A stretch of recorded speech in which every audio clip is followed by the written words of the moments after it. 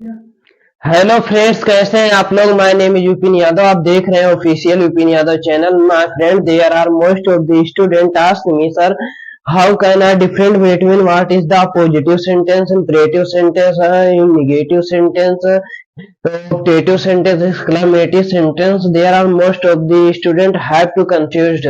यहाँ पर आप सारे के सारे स्टूडेंट कंफ्यूज रहते हैं कि क्या है सर, ये क्या मसला, क्या है, मेरे समझ में नहीं आता कि पॉजिटिव सेंटेंस क्या है, इंपरेटिव क्या है, ऑप्टेटिव क्या है। तो मेरे दोस्त, मैं आपको सिंपल वे में बताना चाहता हूँ कि इस पूरी सृष्टि पर जो इंसान है वो कई तरीके के वर्ड बोलता है ना। तो बोलने के तरीके के आधार पर सेंटेंस 5 तरीके का होता है।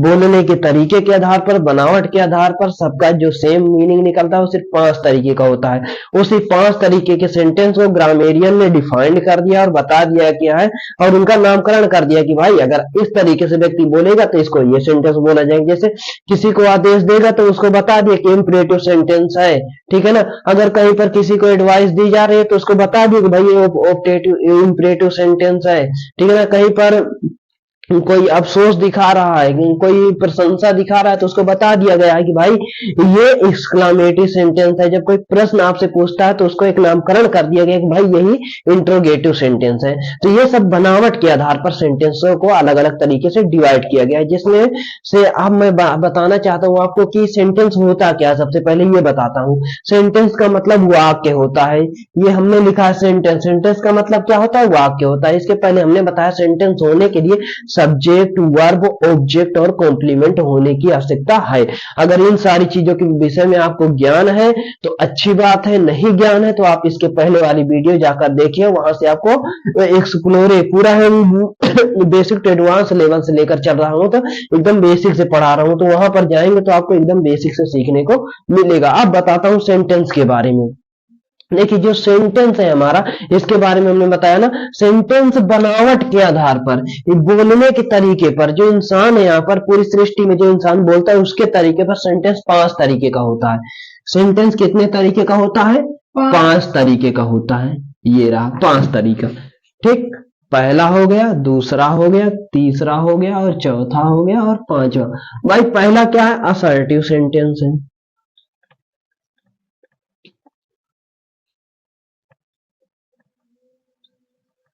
दूसरा हमारा इंट्रोगेटिव सेंटेंस आता है।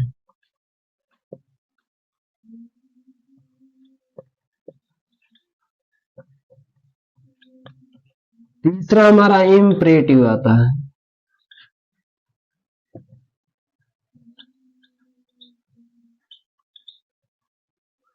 सेंटेंस। और चौथा हमारा आता है ऑप्टेटिव सेंटेंस।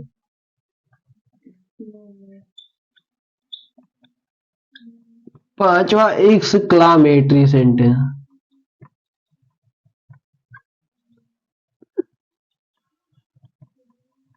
यही 5 तरीके के सेंटेंस है जो व्यक्ति सारी जिंदगी बोलता रहता है, ठीक है ना। अब हम बात करते हैं कि भाई ये असर्टिव क्या है ना। असर्टिव सेंटेंस क्या है, फिर बात करेंगे इंट्रोगेटिव क्या है, इंपरेटिव क्या है, ऑप्टेटिव क्या है, एक्सक्लामेटरी क्या है। इन्हीं 5 तरीके का सेंटेंस आदमी सारी जिंदगी बोलता है और बोल करके मर जाता है। जैसा कि आपके हमारे दादा हो गए, पूर्वज हो गए, या there are most of the people in India या अदर कंट्रीज, इस सृष्टि पर जो मानव आया है इन दिस वर्ल्ड, वो जो भी बोलता है इसी 5 तरीके का वर्ड बोलता है, ठीक है ना। उसी को हम क्या कहते हैं? उसी को हम सेंटेंस कहते हैं ना। अब उस सेंटेंस के अलग अलग नामकरण कर दिए कि भाई इस तरीके से बोलेगा तो उसे हम ऐसा सेंटेंस कह देंगे, पार्टिकुलर नाम कर देंगे ना। तो सबसे एक एक सेंटेंस के बारे में जानते हैं। सबसे पहले हम जानते हैं असर्टिव सेंटेंस क्या है, ठीक है ना। असर्टिव सेंटेंस के बारे में जानते हैं। सबसे पहले हम लिखते हैं कि what is the assertive sentence. एकदम बेसिक से जानने का कोशिश करेंगे और सबको एकदम डिफाइन कर लेंगे कि लाइफ टाइम आई हमें एनी प्रॉब्लम, हमें कोई प्रॉब्लम होने वाली है ही नहीं अगर हमने इसे बढ़िया ईमानदारी से पढ़ लिया तो। डालता हूं ऊपर assertive sentence,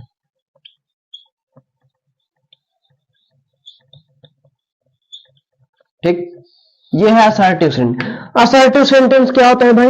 uh sentence which has positive और negative sense is called assertive sentence. ऐसा सेंटेंस जिसके अंदर हमें पॉजिटिव यानी कि हाँ और ना दोनों का बोध हो, उसे हम असर्टिव सेंटेंस कहते हैं, सकारात्मक वाक्य भी कहते हैं, ठीक है ना। यानी इसके अंदर क्या होगा कि 2 चीजें पाई जाएंगी, एक पॉजिटिव सेंटेंस पाया जाएगा और एक निगेटिव सेंटेंस पाया जाएगा, ठीक ना। उन्होंने क्या कहा, सेंस के आधार पर, जैसे हमने कहा आई गो टू स्कूल, आप अब हम बताइएगा ये हाँ का बोध हो रहा है कि ना का बोध हो रहा है, ठीक है ना। और एक हमने कह दिया I don't go to school, हमने कहा डोंट गो टू।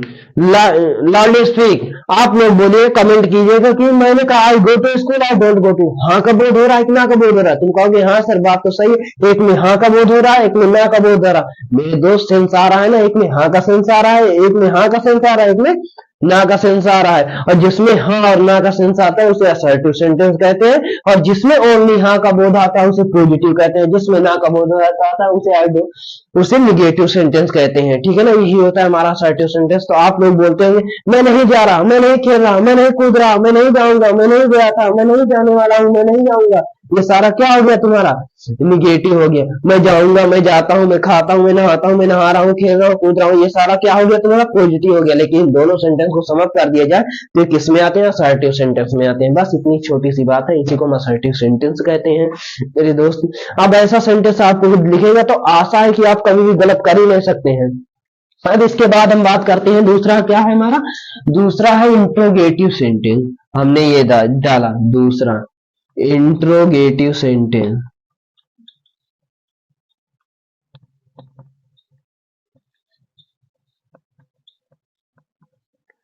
इंट्रोगेटिव का मतलब होता है प्रश्नवाचक, ठीक है ना। ऐसे वाक्य जो इनसे हमें पता चले कि भाई सामने वाला प्रश्न कर रहा है, ठीक है ना। तो a word which is use to in a sentence ask the question is called interrogative sentence. ऐसा वर्ड जिसका उपयोग सेंटेंस के अंदर प्रश्न पूछने के लिए किया जाता है उसे हम इंट्रोगेटिव सेंटेंस कहते हैं। बात नहीं समझ में आई, चलो समझाता हूँ एग्जाम्पल से। देखो इंट्रोगेटिव सेंटेंस दो तरीके का होता है, ठीक है ना। कितने तरीके का होता है, दो तरीके का होता है, फर्स्ट और एक सेकंड। फर्स्ट क्या होता है, फर्स्ट यह होता है कि एक होता है कि हम एक शॉर्ट आंसर चाहता है, एक शॉर्ट होता है और एक लॉन्ग होता है, ठीक। अब क्या होता है, ये शॉर्ट आंसर के लिए है और ये लॉन्ग आंसर के लिए है। भाई तुम लोग कहा कि सर माजरा क्या है, माजरा यह है मेरे दोस्त कि जब कोई व्यक्ति आपसे प्रश्न करता है तो दो तरीके से करता है। एक क्या करे, एक तो ये है कि आपसे सिर्फ हाँ या ना ही चाहता है। जैसे तुम मार्केट जा रहे हो, तुम्हारा फ्रेंड मिला, ठीक है ना, उसको भी मार्केट जाना है, तो तुमसे सिर्फ इतना पूछेगा भाई क्या मार्केट जा रहे हो क्या, तुम कहोगे हाँ या ना, दो ही चीजें बोल देंगे ना। लेकिन वो चाहता है कि आप क्या क्या खरीदने जा रहे हो, तो वो ये बोलेगा भाई मार्केट से क्या क्या लाने जा रहे हो ना। तो ये क्या हो गया, नो हो गया। तब तुम इसका उत्तर ये नहीं दे सकते हाँ हाँ हाँ, ना ना नहीं कर सकते। तुम वहां पर क्या बोलोगे, तुम्हें बोलना ही पड़ेगा कि यार मैं तो मार्केट जा रहा हूँ, वहां से सब्जियां खरीदूंगा, फल खरीदूंगा, और जो भी चीजें हैं सामान की डेली यूजेज चीजें उनको मैं खरीद कर लाऊंगा। ये सारी चीजें आप वहां पर बोलोगे, ठीक है ना। लेकिन अगर आपसे सिर्फ इतना वो शुरुआत में शॉर्ट आंसर चाहेगा तो क्वेश्चन वर्ड को पहले लगाएगा वो, ठीक है ना। प्रश्नवाचक वाक्य पहले करेगा, क्या क्यों कब किस लिए ये सब पहले लगा ही देगा, ठीक है ना। जैसे अगर तुम पढ़ रहे हो तो मैं तुमसे कहूँ क्या तुम पढ़ रहे हो, मेरे मतलब मेरे कहने का मतलब क्या है, भाई मैंने कहा क्या तुम पढ़ रहे हो, तो मेरे पूछने का मतलब सिर्फ इतना है उनकी उत्तर हाँ या ना में चाहिए बस। मैंने कहा क्या तुम पढ़ रहे हो, तुम कहोगे हाँ, नहीं पढ़ रहे हो तो कहोगे नहीं। लेकिन मैंने कह दिया तुम क्या पढ़ रहे हो, मैंने कहा क्या तुम पढ़ रहे हो, तुम कहोगे हाँ या ना। लेकिन मैंने कहा तुम क्या पढ़ रहे हो, तो तुम अब नहीं कहते हाँ हाँ नहीं नहीं कर, तुम वहां पर बताओगे कि सर मैं फिजिक्स पढ़ रहा हूँ, केमिस्ट्री पढ़ रहा हूँ, मैथ पढ़ रहा हूँ, जियोलॉजी पढ़ रहा हूँ, बायोलॉजी पढ़ रहा हूँ, there are most of the subject. बोलोगे नहीं बोलोगे, लाउडली स्पीक, बोलोगे ना। हाँ, यही चीजें मैं समझाने की कोशिश कर रहा हूँ कि एक शॉर्ट आंसर के लिए होता है, एक लॉन्ग के लिए होता है ना। तो शॉर्ट के लिए क्या हो जाएगा, जो हिंदी होगा इसका, हिंदी में क्वेश्चन वर्ड पहले आएगा, ठीक है ना। क्वेश्चन वर्ड पहले आएगा, ठीक। और जो लॉन्ग के लिए होगा वो हिंदी में क्वेश्चन वर्ड बीच में आएगा, ठीक है ना। क्वेश्चन वर्ड बीच में आएगा, जैसे क्या तुम मार्केट, बाजार जा रहे हो। ठीक, तो ये अब इसका आंसर तुम दो ही तरीके से रहे, या तो यस या तो नो। अगर जा रहे होगे तो बोलोगे यस सर, नहीं जा रहे होगे तो नो सर। इसके अलावा और कुछ बोल सकते हो, लेकिन ये पर मैंने कह दिया तुम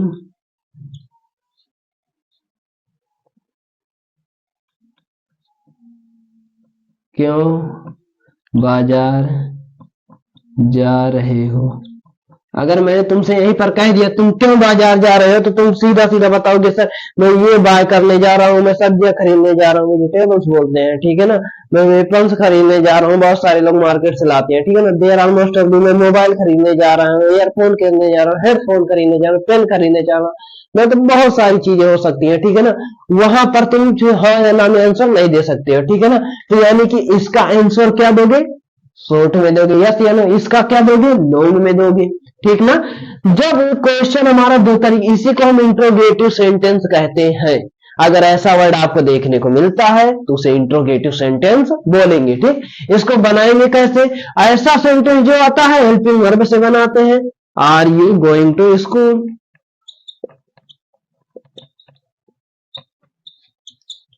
और इसका क्या बनाएंगे, why are you going to school.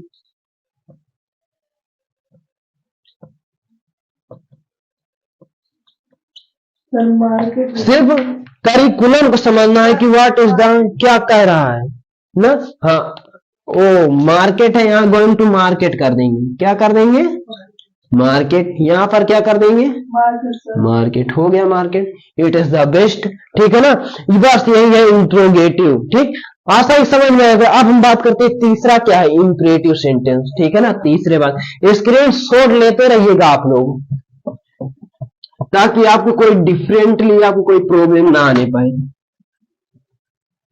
चीजों को जब हम बेसिक से जानना शुरू कर देते हैं तो after that I have no any problem in my syllabus और माय लाइफ।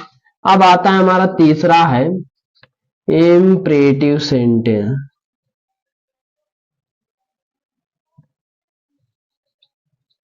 आदेशात्मक वाक्य जिसे कहते हैं, ठीक है ना। ये क्या होता है भाई, a sentence that order request command suggestion is called imperative sentence. जिसके अंदर ऑर्डर हो, रिक्वेस्ट हो, कमांड हो, उसे हम क्या कहते हैं इंपरेटिव सेंटेंस कहते हैं, ठीक। ये चार चीजों से मिलकर बना है भाई। ये एक हो गया ऑर्डर, एक हो गया रिक्वेस्ट, एक हो गया कमांड, एक हो गया सजेशन, जिसे हम एडवाइस भी कहते हैं, ओके, ठीक। ऑर्डर क्या है भाई, किसी को आदेश दे दिया, ठीक। जैसे मैंने कह दिया गेट आउट, मेरी क्लास से बाहर जाओ, तुरंत बोल दिया, हमने क्या कर दिया आदेश दे दिया। मैंने कहा बच्चा give me a glass of water, मुझे एक गिलास पानी दो, ये क्या हो गया ऑर्डर हो गया, ठीक। इसे हम क्या बोलते हैं ऑर्डर, ओके। हमने कह दिया कि get out, give me a glass of water, glass of water, okay. इसे हम क्या कहेंगे ऑर्डर कहेंगे। लेकिन यहीं पर रिक्वेस्ट आ गया ना, रिक्वेस्ट मैं ये नहीं कहता गेट आउट, मैं क्या कहूंगा बेटा please get out in this class, बेटा इस क्लास से बाहर चले जाओ। वहां पर हम्बल होकर बोलता है व्यक्ति। ये नहीं आप किसी से पैसे मांगने जाते तो ये थोड़ी कहते हो कि ए मुझे 5,000 रुपए दे, ऐसे नहीं बोलते। वहां पर जाते क्या बोलते हो विनम्र होकर के, भाई मुझे जरूरत है 5,000 रुपीज की, मुझे दे दे, मैं तुझे बाद में दे दूंगा, ठीक है ना। प्लीज मुझे 5,000 रुपए दे दो, ऐसा बोलते हो, ठीक है ना। अगर जैसे क्लास से बाहर जाना है तो आप कहते हो सर कृपया मुझे बाहर जाने दीजिए ना, ऐसा नहीं कहते सर मैं पानी पीने जा रहा हूँ अभी आ रहा हूँ, ऐसा बोलते हो क्या, नहीं, ठीक है ना। यही डिफरेंट होता है, इसी को हम रिक्वेस्ट कहते हैं, ठीक। तो यहाँ पर क्या बोलेगा प्लीज लगाकर बोलेगा, बहुत ही काइंडली पूर्वक, प्लीज गेट आउट ना। अगर जहां पर प्लीज लगता है वहां पर हम्बल हो ही जाते हैं, ठीक। गिव मी ना, और यहाँ पर हो गया प्लीज। ऑर्डर में क्या फर्क है, प्लीज नहीं लगाएंगे, ठीक है ना। इसमें please give me a glass of water, give me your pen हमने कर दिया, योर पेन, भाई कृपया मुझे अपनी पेन दे दो, ठीक है ना। कमांड क्या हो गया, कमांड ऐसा होता है कि जहां पर जैसे आर्मी में क्या होता है कि जो तुम्हारा मन नहीं है जाने का, नहीं है मन करने का, लेकिन तुम्हारे ऊपर एक प्रेशर कर दिया जाता है, जो वहां का जनरल होता है या हम कर्नल जिसको कहते हैं, उसका एक प्रेशर आता है कि भाई तुमको यहाँ पर फायरिंग करना ही करना, तुम्हें यहाँ पर ड्यूटी लगानी ही लगानी, तुम्हें यहाँ रहना ही रहना ना। तो जहां पर हमारी इच्छा ना हो फिर भी हम रहे, उसी को हम क्या कहते हैं, कमांड कहते हैं। और एक आता है सजेशन, सजेशन का मतलब क्या होता है भाई, ठीक ना। और ये जो कमांड होता है ऑर्डर की तरह ही होता है, बस यहाँ पर क्या होता है, यहाँ पर प्रेशर नहीं होता, यहाँ पर क्या होता है, प्रेशर होता है, ठीक। वो कह दिया गेट आउट, ठीक, अगर उसने क्या कह दिया गेट आउट, तो इसमें क्या है, इसमें आप थोड़ा डरते नहीं हो, बट रिस्पेक्ट के कारण रुक जाते हो। यहाँ पर रिस्पेक्ट भी और डर दोनों होता है, फर्क इतना होता है। आ गया सजेशन, एडवाइस, जैसे मैंने कहा तुम्हें किताबें पढ़नी चाहिए, तुम्हें अच्छी अच्छी बुक्स की नॉलेज लेनी चाहिए, मोटिवेशनल वीडियो देखनी चाहिए, अच्छी अच्छी फिल्में देखनी चाहिए, आपको नाटक नहीं देखना चाहिए, गंदे व्यक्तियों के साथ नहीं घूमना चाहिए, सुबह सवेरे उठना चाहिए, डेली 4 घंटे पढ़ना चाहिए, भगवान का अपने ईश्वर का स्मरण करना चाहिए, लोगों की बातें, बड़े लोगों का सम्मान करना चाहिए, छोटे बच्चों से प्यार करना चाहिए, अपने से समान लोगों से विनम्रता पूर्वक बातें करनी चाहिए। ये सारे क्या हो गए, एडवाइस हो गए। मैं तुमने इतनी सारी एडवाइस दे दी, ठीक है ना, इट इज एन एडवाइस, ठीक है ना। मैं तुमसे कहूँ कि मन लगाकर पढ़ना चाहिए, रेगुलरिटी नहीं टूटनी चाहिए, कंसिस्टेंसी बनी रहनी चाहिए। अगर आप किसी काम को करने के लिए कंसिस्टेंसी नहीं बनाते हैं, after that you have to lose, आप एकदम लूज हो जाते हैं, खो देते हैं आपके पास जो कुछ है। तो आपको अगर विनम्रता पूर्वक बने रहेंगे और रेगुलरिटी कंसिस्टेंसी आपके अंदर रहेगी, तो you have to achieve what you want to, जो चीज आप चाहते हैं उसको आप अचीव कर सकते हैं ना। ये क्या हो गया, सजेशन हो गया ना। इसमें कुछ लिखा देता हूं ना, जैसे मैंने सजेशन में क्या लिखा है, जैसे सजेशन में कह सकता हूं कि यू शुड रीड, तुम्हें पढ़ना चाहिए, यहीं पर प्ले, खेलना भी चाहिए, ठीक ना। और क्या हो गया, यू शुड रेस्पेक्ट एल्डर, तुम्हें बड़ों का सम्मान करना चाहिए, ठीक ना। ये हो गया हमारा इम्परेटिव सेंटेंस। अब इसके आगे आता है हमारा अगला optative sentence. What is the optative sentence, optative sentence ये रहा हमारा इम्परेटिव सेंटेंस, समाप्त हो गया। अब हम बात करते हैं अगला optative sentence. What is the optative sentence, okay ना। तो दोस्तों आपको समझ में आया इम्परेटिव सेंटेंस क्या होता है, किस तरीके से हम एक नेक्स्ट लेवल तक समझ रहे हैं, कहां पर कैसा भाव आ जाए, ज्ञान आ जाए, हम समझ सकते हैं। जहां पर आर्डर का भाव आ जाए, रिक्वेस्ट का आ जाए, इन सबको हम इम्परेटिव सेंटेंस बोलेंगे। नॉलेज है, सीख लीजिए। अगला बता रहा हूं आपको, ऑप्टेटिव सेंटेंस, ये चौथा है ऑप्टेटिव सेंटेंस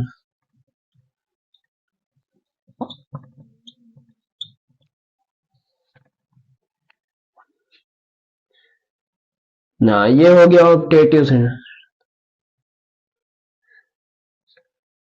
इसका ऑप्टेटिव का मतलब क्या होता है मेरे दोस्त, ऑप्टेटिव का मतलब होता है जहां पर क्या होता है कि कहीं पर प्रार्थनात्मक वाक्य जिसे हम बोलते हैं, हम लिख देते हैं प्रार्थनात्मक वाक्य या इच्छावाचक वाक्य भी कहते हैं इसे, इच्छावाचक वाक्य,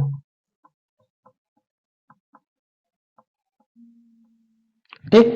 ये क्या होता है, a sentence that expresses curse, bless, wish, praise called optative sentence. जहां पर अब किसी को कर्स दिया जाए, ब्लेस दिया जाए ना, या किसी से प्रार्थना किया जाए, उसे ना, इसे हम क्या कहते हैं, ऑप्टेटिव सेंटेंस कहते हैं, इच्छात्मक शब्द, ठीक। जैसे मैंने आपको, आपने मुझसे या किसी से मैंने एक ग्लास पानी मंगाया, ठीक। अब जैसे मैंने कहा किसी ने please give me a glass of water, उसने पानी दिया और वो पानी गंदा था, मांगा हमने पीने के लिए, लेकिन गंदा था, और वो गंदा पानी जब मैंने पी लिया, मुझे पता चला यार ये तो गंदा है, तो मैं उसे क्या दूंगा? वरदान दूंगा कि तुम्हारी आयु लंबी हो। मैं क्या कहूंगा? मे यू डाई सून, भगवान करे तुम जल्दी ही मर जाओ या बर्बाद हो जाओ, तबाह हो जाओ, ठीक है ना, क्योंकि तुमने मेरे साथ ऐसा सलूक क्यों किया, ठीक। लेकिन जब कोई मेरे अच्छा काम कर देता है तो उसे हम क्या कहते हैं? भगवान करे तुम्हारी आयु लंबी हो, भगवान करे तुम बहुत अधिक दिनों तक जियो, भगवान करे तुम सफलता को प्राप्त करो, ठीक है ना। तो ये सब क्या हो गए? वरदान हो गया ना। लेकिन क्या होता है कि जो हमारे बड़े होते हैं, माता पिता होते हैं, पेरेंट्स होते हैं, हम जिन्हें अधिक चाहते हैं उनसे हम क्या कहते हैं? उनके लिए प्रार्थना करते हैं, ठीक। हमारी माताएं हैं वो क्या कहती हैं? हमारा बेटा भगवान करे पास हो जाए, हमारा बेटा भगवान करे आईएएस बन जाए, हमारा बेटा भगवान करे लंबी आयु प्राप्त करे। तो ये क्या हो गया? प्रार्थना हो गया, ना कि वो किसी और से कह रही है, वो सिर्फ भगवान के सामने जाकर कम्युनिकेशन कर रही है। That is called pray. हम लोग ईश्वर से प्रार्थना करते हैं, इतनी शक्ति हमें देना दाता है ना, ये सब क्या है? प्रार्थना है ना। इसी को हम क्या कहते हैं? इसी को ऑप्टेटिव सेंटेंस कहते हैं। It is the optative sentence. तो इसके अंदर क्या क्या आ जाएगा? ठीक, इसके अंदर कर्स आ गया, ब्लेस आ गया, विश आ गया, प्रे आ गया, ठीक। 1 2 3 4, ठीक। तो a sentence that expresses curse bless wish pray is called optative sentence. यहाँ पर ये सारी संभावनाएं दिखते हैं उसे हम ऑप्टेटिव सेंटेंस कहते हैं, ठीक। कर्स क्या होता है? जैसे मैंने यहाँ पर कह दिया कि मे ही डाई सून, मे का मतलब हो जाएगा भगवान करे, ठीक। मे ही डाई सून, भगवान करे वह जल्दी उसका कल्याण हो, ठीक। ब्लेस क्या हो गया? हमने कह दिया। दूसरा, may you be an IAS officer, भगवान करे तुम आईएएस ऑफिसर बनो, ठीक ना। अब ये क्या हो गया? तुम्हारी विश है, ठीक ना। ये विश के अंदर ही आ जाता है कर्स और ब्लेस, ठीक है ना। अगर आपकी इच्छा हुई तो आप श्राप देंगे, आपकी इच्छा हुई तो आप क्या कर देंगे? वरदान दे देंगे, ठीक है ना। इसी के अंदर विश आ जाता है, विश के अंदर ही आ जाता है। और तीसरा चौथा हमारा आता है प्रे। प्रे क्या होता है? जब हम प्रार्थना करते हैं किसी के लिए, ठीक है ना। प्रार्थना हो गई, जैसे मैंने कहा कि मैं ही सेव, ठीक ना, भगवान उसे बचाए, ठीक ना या भगवान करे वह बच जाए, किसी खतरे में कोई होता है तो हम क्या कहते हैं? भगवान करे वह बच जाए ना। तो that is called optative sentence. ये सारी चीजें होती हैं जिनको हम पढ़ते हैं, समझते हैं और आगे बढ़ते हैं, नेक्स्ट लाइफ में अप्लाई करते हैं, ठीक ना। तो हमें समझ में आ रहा है कि भाई हाँ ये सारी चीजें होती हैं, इन्हीं को हम ऑप्टेटिव सेंटेंस कहते हैं। इसी को इच्छात्मक वाक्य कहते हैं। ऐसा विस्प्रे आपको कहीं पर दिखता है तो उसी को ऑप्टेटिव कहेंगे। अब हम पढ़ते हैं अगला पांचवा, exclamatory sentence. What is the exclamatory sentence ना। चलिए पांचवा हम पढ़ते हैं एक्सक्लामेटरी सेंटेंस। ये रहा हमारा एक्सक्लामेटरी सेंटेंस।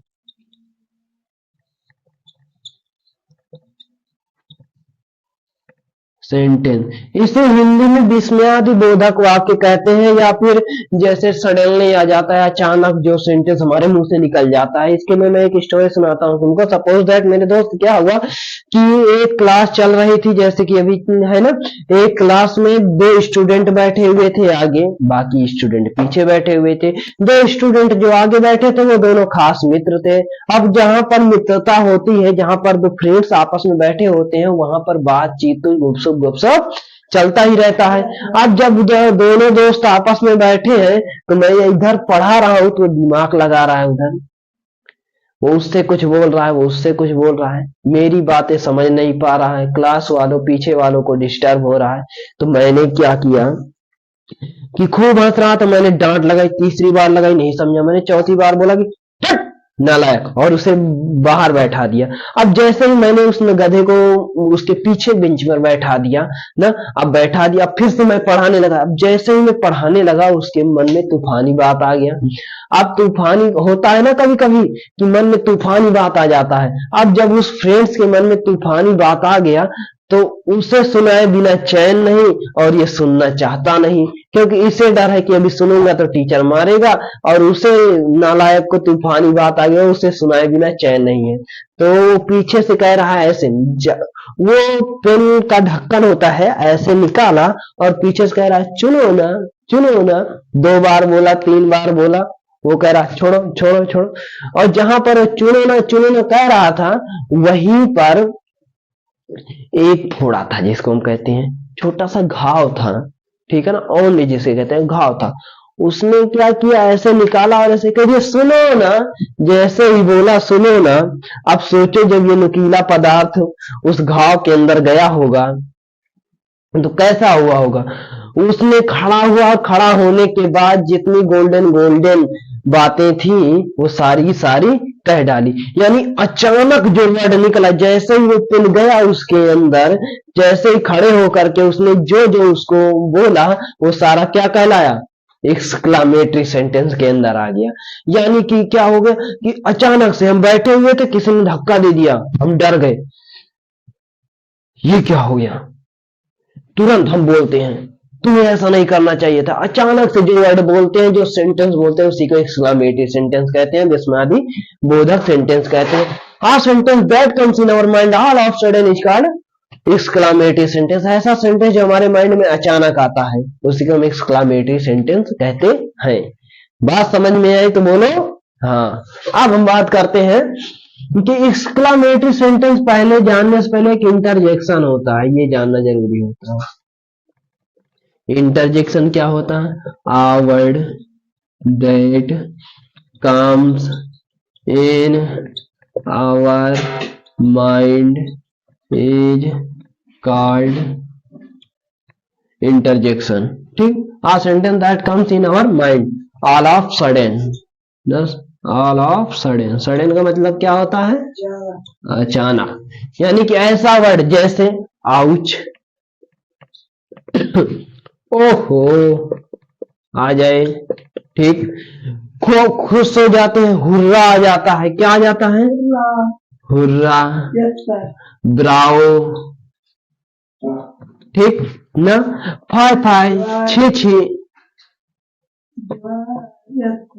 छी छी आ जाता है, ठीक, वाव आ जाता है।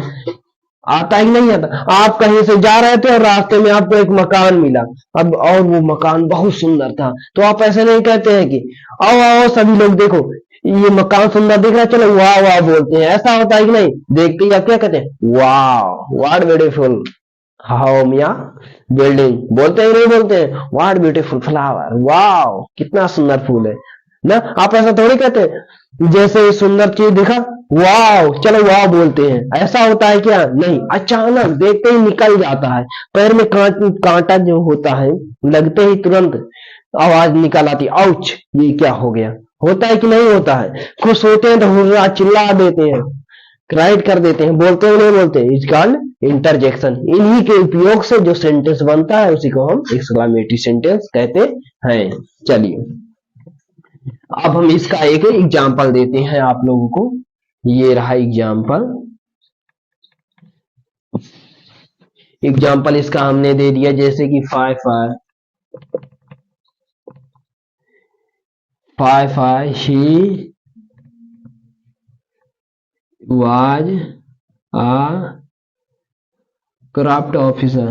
करप्ट का मतलब क्या हो जाएगा मेरे दोस्त, भ्रष्ट, ठीक ना। छे वाई भ्रष्ट ऑफिसर था, ठीक है ना मेरे दोस्त। यही हो गया हमारा एक्सक्लामेटरी सेंटेंस। आशा है दोस्तों कि आपको सेंटेंस समझ में आया होगा। What is the sentence, imperative sentence, objective sentence, exclamatory sentence, interrogative sentence, how can I define इन बीच के बीच हम डिफरेंट कैसे पहचान सकते हैं, ये चीजें आपको समझना आ गया होगा। तो मेरे दोस्तों वीडियो अगर अच्छी लगी हो तो लाइक कीजिएगा, और ज्यादा अच्छी लगी हो तो सब्सक्राइब कीजिएगा, और बहुत ज्यादा अच्छी लगी हो तो शेयर कीजिएगा। बेल आइकन की घंटी दबाना मत भूलिएगा। इससे क्या होगा, जो भी वीडियो हम बनाएंगे उसका नोटिफिकेशन सबसे पहले आपके पास पहुंचेगा। Thanks for you watching my video. धन्यवाद।